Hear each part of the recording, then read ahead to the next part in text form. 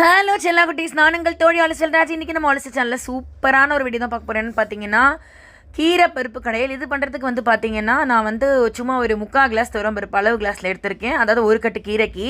அதுக்கப்புறம் மஞ்சத்தூள் போட்டிருக்கேன். இதோட வந்து பார்த்தீங்கன்னா நம்ம என்னென்ன சேர்க்க போகிறோம்னு பார்த்துக்கலாம். இது வந்து எந்த கீரையில் வேணால் பண்ணலாம். நான் இன்றைக்கி உங்களுக்கு அரைக்கீரையில் காமிச்சிருக்கேன். இதில் வந்து 4லேருந்து 6 சின்ன வெங்காயம் போட்டுக்கோங்க.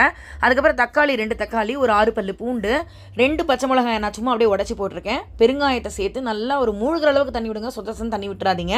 நல்லா ஒரு 3 விசில் விட்டுருங்க. மேலே சும்மா ஒரு நல்லெண்ணெய் ஒரு ஸ்பூன் ஊற்றிட்டு அந்த தண்ணியில் அதுக்கப்புறம் நீங்கள் மூடி வைங்க. சும்மா மனமாக இருக்கும்.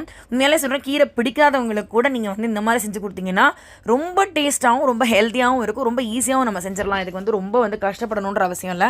கீரை மட்டும் நல்லா ஃப்ரெஷ்ஷாக பார்த்து அந்த இலையை மட்டும் மேலே இருக்கிறத ரிமூவ் பண்ணி வச்சுக்கோங்க. தண்டாக போடாதீங்க.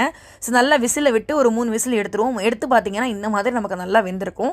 இதை நீங்கள் கரண்டியால் நல்லா கலக்கி விட்டுருங்க போதும். ரொம்ப கடையணுன்ற அவசியம் இல்லை. இதை நெக்ஸ்ட் பார்த்தீங்கன்னா இதுலேயே நம்ம என்ன பண்ண போகிறோம் அப்படின்னு பார்த்தீங்கன்னா, அந்த ஆஞ்சு வச்ச கீரை இருக்குது இல்லைங்களா, அதை நம்ம போட்டுடலாம். இதுலேயே போடுறது தான் ஈஸி நமக்கு. அதனால் நீங்கள் என்ன கண்டென்ட் எடுக்க போகிறீங்களோ அதுக்கேற்ற மாதிரி நீங்கள் குக்கரை பார்த்துக்கோங்க. எனக்கு ஒரு கீரைக்கு இந்த சின்ன குக்கரே போதும். அதனால் நான் இதை எடுத்துகிட்டு இருந்திருக்கேன். ஸோ பார்த்தீங்கன்னா அதில் அப்படியே போட்டு மேலே கொஞ்சோண்டு ஜீரகம், கொஞ்சோண்டு தண்ணி. இது ரொம்ப அளவுக்கு ரொம்ப சொதசன்னு தண்ணி ஊற்றிடாதீங்க. தண்ணியில் தாங்க இந்த கீரை கடையிலே டேஸ்ட் அடங்கி இருக்குது. ஸோ இதையும் பார்த்தீங்கன்னா 2 விசில் விடுங்க. அதுக்கு மேலே விடாதீங்க, ஏன்னா அடிப்பிடிச்சிரும் நமக்கு. நல்லா இதுவும் வெந்துடும். வெந்து பார்த்தீங்கன்னா நல்லா ஒரு மாதிரி இந்த மாதிரி கன்சிஸ்டன்சியில் வரும்போது நீங்கள் உங்களோட அந்த மத்து வச்சு கடைங்க. ஏன்னா இல்லாதவங்க இந்த மாதிரி நல்லா கரண்டி வச்சு நல்லா கிண்டுன்னு கிண்டி விட்டிங்கன்னா சூப்பராக பார்த்தீங்கன்னா உங்களுக்கு ரெடி ஆகிடும். இந்த மாதிரி நீங்கள் ஒரு பாத்திரத்தில் மாற்றிடுங்க. ஏன்னா தாளிப்பு போட்டு திரும்ப நம்ம போடணும் இல்லையா. எல்லாமே அது ஃபுல்லாக ஆயிடுச்சுன்னா கஷ்டமாயிடும். கடைஞ்சிட்டு அதுக்கப்புறம் தாளி போடும்போது ஒரு பெரிய பாத்திரமாக எடுத்து குக்கர்லேருந்து மாற்றி வச்சுக்கோங்க. இப்படி தாங்க வேறு லெவல் டேஸ்ட் இருக்கும். உண்மையாலே சொல்கிறேன், வேறு எதுவுமே வேணாம் இதுக்கு தொட்டுக்கிறதுக்கு. நான் இதுக்கு தொட்டுக்கிறதுக்கு பார்த்தீங்கன்னா அப்பளப்பூ தான் எப்போ வச்சு சாப்பிடுவேன். அதனால் மேக்ஸிமம் அப்பளமே கீரைக்கு சூப்பரானது தான். இல்லாட்டா ஏதாவது உருளைக்கிழங்கோ இல்லாட்டா சேனக்கிழங்கோ வறுத்துக்கிட்டா சூப்பராக இருக்கும். நெக்ஸ்ட்டு இதோட தாளிப்பு எப்படின்னா, இந்த தாளிப்பு ரொம்ப இம்பார்ட்டண்ட்டு. ஒரு கடாயில் எண்ணெய் ஊற்றிக்கோங்க. இதில் நம்ம ஆல்ரெடி சீரகம் சேர்த்துட்டதுனால சும்மா 2 கடுகு 2 சீரகம் வாசனைக்காக சேர்த்துக்கோங்க. ரொம்ப சேர்க்க வேண்டாம். இதில் 10லேருந்து 12 சின்ன வெங்காயத்தை நல்லா பொடி பொடியாக நறுக்கிக்கோங்க. இல்லை ஹாஃபாக நறுக்கோங்க.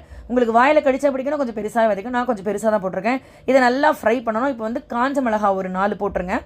அதுக்கப்புறம் நம்ம வீட்டில் அரைச்ச மிளகாத்தூள் இருக்குது இல்லைங்களா, சாம்பார் தூள், அது ஒரு 1/2 ஸ்பூனு. அதுக்கப்புறம் இதுக்கு தேவையான உப்பு நீங்கள் நல்லா போட்டுருங்க.